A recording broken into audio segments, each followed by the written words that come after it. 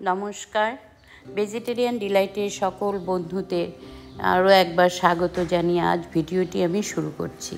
তো আপনারা কেমন আছেন? নিশ্চয়ই ভালো আছেন, আমিও ভালো আছি।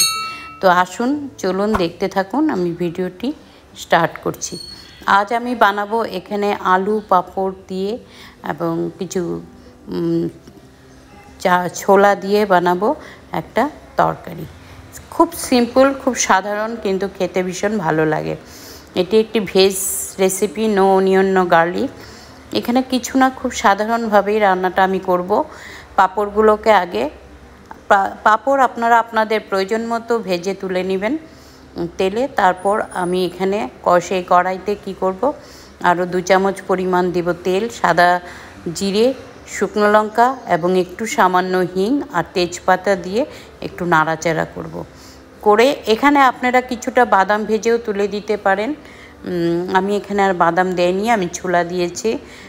এটা আপনারা নিজেদের পছন্দ এবং রুচি অনুসারে যা যা জিনিস ইনক্লুড করতে লাগে করতে পারেন। তো ফোড়নটা দিয়ে আমি 30-40 সেকেন্ডের মতো একটু ভেজে নেব। ভেজে তারপর আমি আলু কেটে রেখেছিলাম, সেই আলুগুলো ছেড়ে দেব। আর দেব একটু নুন, সামান্য একটু হলুদ, একটু লাল লঙ্কার গুঁড়ো আর 3টে কাঁচা লঙ্কা এবং 1/2 ইঞ্চি পরিমাণ আদাকে আমি একটু পেস্ট করে রেখেছিলাম, সেটা ঢেলে দেব। 1/2 ইঞ্চি পরিমাণ, 1/2 টিস্পুন পরিমাণ হচ্ছে জিরের গুঁড়ো, ধনের গুঁড়ো আর স্বাদ অনুসারে নুন অ্যাড করে দেব। একটা গোটা মিডিয়াম সাইজের টমেটোকে আমি কেটে কুচিয়ে রেখেছিলাম, সেই টমেটোটাও এখন দিয়ে দেব। আপনারা চাইলে এখানে টমেটোটা পেস্ট করেও দিতে পারেন, আমি গোটা অবস্থাতেই মানে একটু কেটে দিয়ে দিয়েছি। দিয়ে একটু ভালো করে ভেজে নেব, সাঁতলে নেব। নিয়ে যখন দেখব আলুটা ফ্রাই হয়ে গেছে, সিদ্ধ হয়ে গেছে, তখন আমি কি করব, এখানে 1 কাপ পরিমাণের দেব জল। 1 থেকে 150 মিলিলিটার পর্যন্ত জল, এখানে গরম জল ইউজ করব।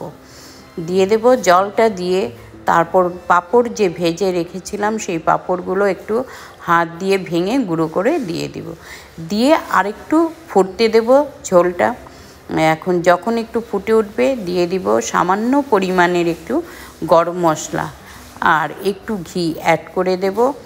দিয়ে ভালো করে নাড়াচাড়া করে ব্যাস রেডি টু সার্ভ হয়ে গেছে। একটু গ্রেভি থাকলে আপনারা এটা রুটি, লুচি, পুরি দিয়ে খেতে পারেন। আর সামান্য যদি একটু ঝোল অবস্থায় থাকে সেটা রাইসের সঙ্গেও আপনারা পরিবেশন করতে পারেন। তো এইভাবে যেহেতু আমরা রাইসের সঙ্গে এটাকে পরিবেশন করব, তার জন্য একটু ঝোল রেখেছি। ব্যাস হয়ে গেল। খুব কম সময়ে চটজলদি বাড়িতে থাকা সামান্য উপকরণ দিয়েই একটি আলু পাঁপড় দিয়ে ডালনা তৈরি হয়ে গেল। তো এইভাবে সামান্য সামান্য ছোট ছোট সিম্পল জিনিসও মাঝে মধ্যে রান্না করে দেখবেন, খুবই ভালো লাগে এবং খুব সুস্বাদু। তো অবশ্যই এতক্ষণ আপনারা আমার পাশে থাকার জন্য, ভিডিওটা দেখার জন্য অনেক অনেক ধন্যবাদ। আর যদি আপনাদের ভালো লেগে থাকে তাহলে অবশ্যই একটা লাইক করবেন আর ট্রাই করে আপনারা শেয়ার করবেন, কমেন্টের মাধ্যমে জানাবেন। তো আপনাদের অসংখ্য ধন্যবাদ। আজ আসছি, আবার আসবো নতুন ভিডিও নিয়ে। ততদিন আপনারা ভালো থাকবেন, সুস্থ থাকবেন, আনন্দ থাকবেন। Thanks a lot.